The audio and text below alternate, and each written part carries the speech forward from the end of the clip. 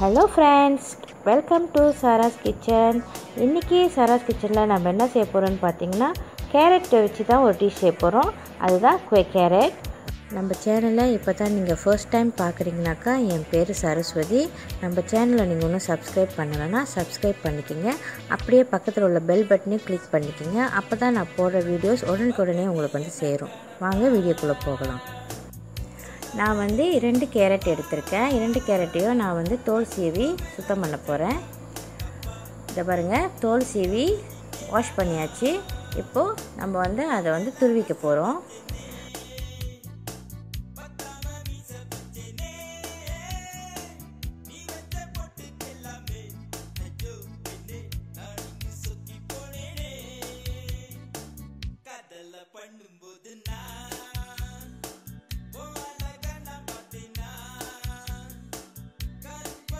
இரண்டு கேரட்டையும் நம்ம திருவி முடிச்சிட்டோம்.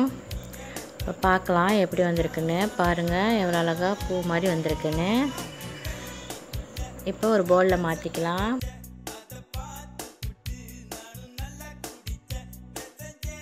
நான் இப்போ தேங்காய் பூ ஆட் பண்ண போகிறேன். நான் 2 புடி தேங்காய் பூ எடுத்திருக்கேன். உங்களுக்கு தேங்காய் பூ வேணும்னா நீங்கள் யூஸ் பண்ணிக்கலாம், வேண்டான்னா ஒன்றும் பிரச்சனையே இல்லை. இப்போது நம்ம சுகர் ஆட் பண்ணிக்கலாம். நான் வந்து கிட்ஸ்க்காக செய்கிறனால கொஞ்சம் சுகர் ஜாஸ்தியாகவே ஆட் பண்ணுறேன். உங்களுக்கு எவ்வளோ வேணுமோ நீங்கள் அவ்வளோ ஆட் பண்ணிக்கலாம். இப்போ நம்ம கோதுமாவை ஆட் பண்ணிக்கலாம். நான் 2 கப்பு யூஸ் பண்ணியிருக்கேன். உங்களுக்கு பாருங்கள் எவ்வளோ தேவையோ பார்த்து ஆட் பண்ணிக்கோங்க. ஒரு சிட்டிகை உப்பு ஆட் பண்ணிக்கலாம்.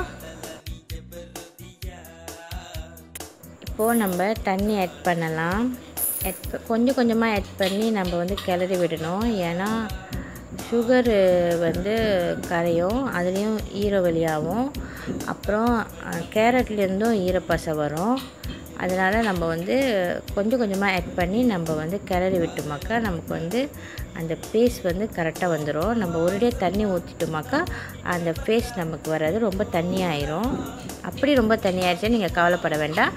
இன்னும் கொஞ்சம் மாவு ஆட் பண்ணி நீங்கள் வந்து கிளறி விட்டுக்கலாம். பாருங்கள், எனக்கு மாவு பத்தலை, அதனால் நான் இன்னும் கொஞ்சம் மாவு போட்டு நான் கிளறி விட்டேன். இந்த மாதிரி பேஸ்ட் வந்துடணும், திக்கான பேஸ்ட்டு. ஓகே, இப்போ நம்ம என்ன செய்யறோன்னா அடுத்தது நம்ம வந்து மூடி வச்சிடலாம். ஒரு 10 நிமிஷம் மூடி வச்சா போதும். 10 நிமிஷம் சென்று நீங்கள் ஓப்பன் பண்ணி பாருங்கள். எனக்கு 20 நிமிஷம் ஆச்சு, கொஞ்சம் பிஸி, சாரி. நீங்கள் பாருங்கள், ஒரு 10 நிமிஷம் நீங்கள் மூடி வச்சா போதும். இப்போ என்ன சூடு ஏறிச்சான்னு பார்க்கலாம். சூடு ஏறிச்சு. வாங்க இப்போ குவே சுடலாம்.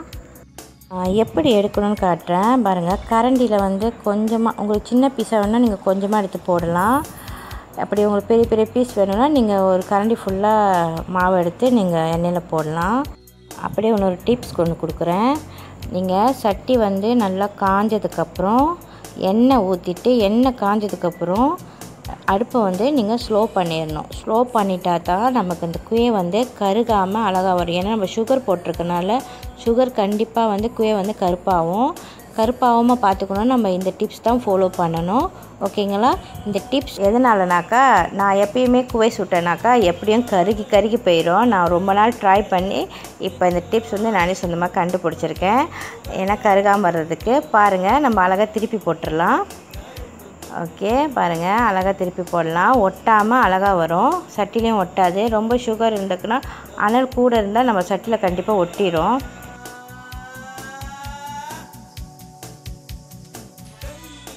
பாருங்கள், கேரட் குவே எவ்வளோ அழகாக பொன்னிறமாக பொரிஞ்சு வருதுன்னு, கோல்டன் ப்ரௌனாக இருக்குது. பாருங்கள் எவ்வளோ அழகாக இருக்குதுன்னு.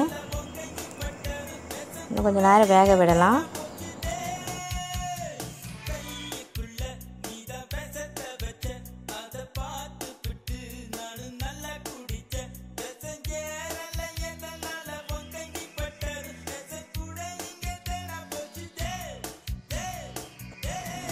வாங்க இப்போ எடுத்துடலாம். அவ்வளோதான், அழகாக பொன்னிறமாக வெந்துருச்சு. பாருங்கள், கலரும் ரொம்ப அழகாக இருக்குது. ரொம்ப டேஸ்டியாக இருக்கும், ஸ்வீட்டாக இருக்கும். சாப்பிட்டு பாருங்கள். மறக்காமல் இந்த ரெசிபியை ட்ரை பண்ணுங்கள். ரொம்ப ஸ்வீட்டாக இருக்கும். வாங்க நான் அது உள்ளுக்கு எப்படி வெந்திருக்குன்னு காட்டுறேன்.